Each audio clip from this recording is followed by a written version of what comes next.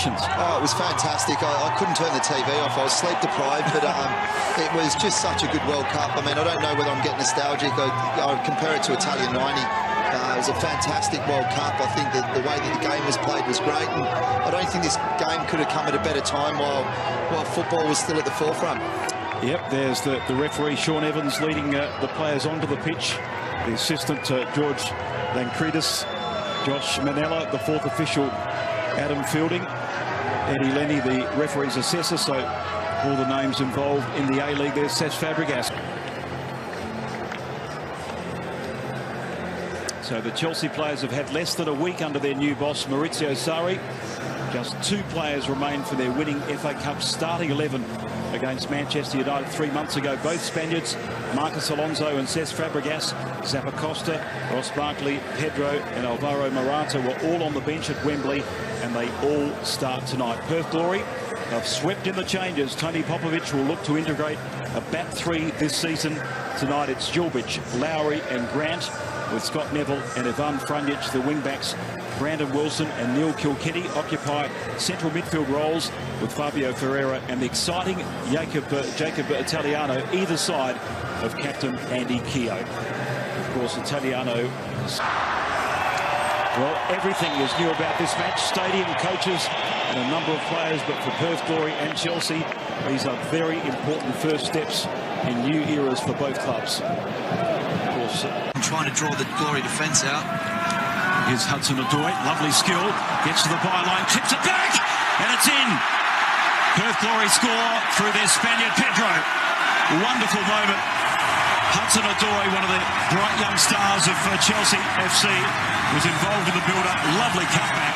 And Pedro, as he's done so often in his glittering career, in the right place at the right time. Yeah, and for me that all stems from the areas that Fabregas and Barkley are taken up, and they're occupying the 3 defenders at Perth Glory. As soon as Hudson-Odoi was isolated. Up down the right for Chelsea. They've got numbers in the box too. Swung in the direction of Zappacosta, whipping at a dangerous cross. Alvaro Morata in behind for a corner. Had to be ball in behind. 2 flags should be up, and it is raised now on Pedro, looking for a second. Shrug off the challenge, and a ball to Morata, who's almost in. Yeah, we saw that explosiveness evident, obviously. We haven't quite seen it. So he's bowled over his goalkeeper and Liam Reddy. When he gets into them high pockets, he really is one of the best in the Premier League at sort of breaking lines. Thought Lowry was excellent in getting in, getting across, and obviously took his... Barkley, Morata, Hudson-Odoi! And it's yeah, and Scott Neville there claiming for a high foot from Morata, I think, on the initial touch, and off the defender, and Reddy wasn't caught into Zappacosta, Pedro, and he slashes the learning curves before, and there that just really hot. Another sweet build up by the Kilkenny there, who he is very usually turning over possession far too cheaply. It's Alonso, in fact, the Spaniard, who gets a second from Luiz there to leave his foot. Swung in by Ivan Franjic, back post there, and Neville trusts. Yeah, better from Glory. They just showed a little bit more composure. Involving Neil Kilkenny as the focal, blistering stuff by Callum Hudson-Odoi. Slips in Pedro, and at full. Olivier Giroud late in the season. Here's an opportunity. Ferreira hangs it up. Ferreira in the football wilderness after he was released by the delivery from Ferreira. The first half. Yeah, and Glory. Good run there by Alvaro Morata.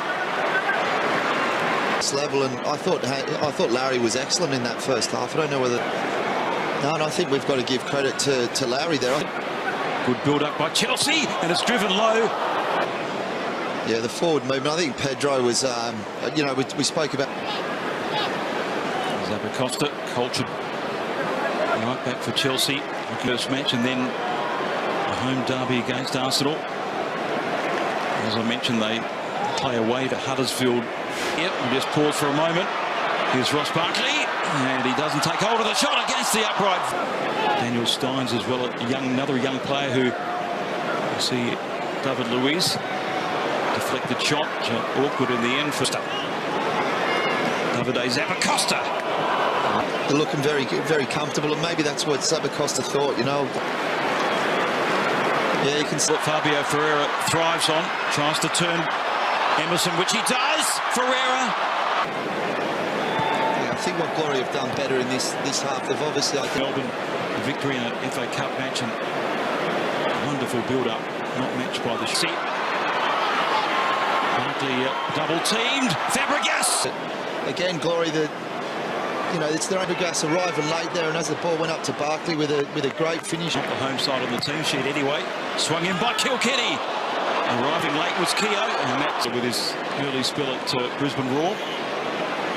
Yeah, disappointed with him. Some distance from Ivan Franjic, who can score a goal. Wilson in possession.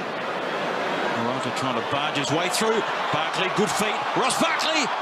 Ball falls to his feet. I think it's Lowry there that tries to block the corner. He's been ever so. Inevitably, in these pre-season matches, space will open up in the second half. Here's Abram. He's stuck in this second half. I'm sure Maurizio Sarri would have getting his body in a position. The best thing for me, and Morata didn't, I'd say he was touching 6'4". Yeah. The shot rained in on the Perth Glory goal. Disappointed there. I know he was under a bit of pressure, but he'd like to be thinking he's scoring that. And this match, the initial one was from Mario Pasalic, the Croatian. Swung in for the Glory. St Nick this year, he's come back a lot fitter, and he's got a bit of distance into his. By Brenton Sansalab, just the. Now that the game has come, the tempo has dropped to more of an Asian Australian standard, that they're able to expose them with their movements in those areas. And in the end, the defender done enough there to block the Knocked shot. in by Brimmer, and it's just wide. Well, ever so close. Brendan Sansalab again involved, and Maurizio Sarri showing what he feels about Chelsea's defensive. Again, slides it out wide. Chianese involved. Good build-up this by the Glory. Chianese needs quality. Good first touch on the angle. Harold. And it's defended by Musonda. Helped on by Fabregas, but only as far as Harold. Now it sparks a counter-attack for Perth. Angle ball is good.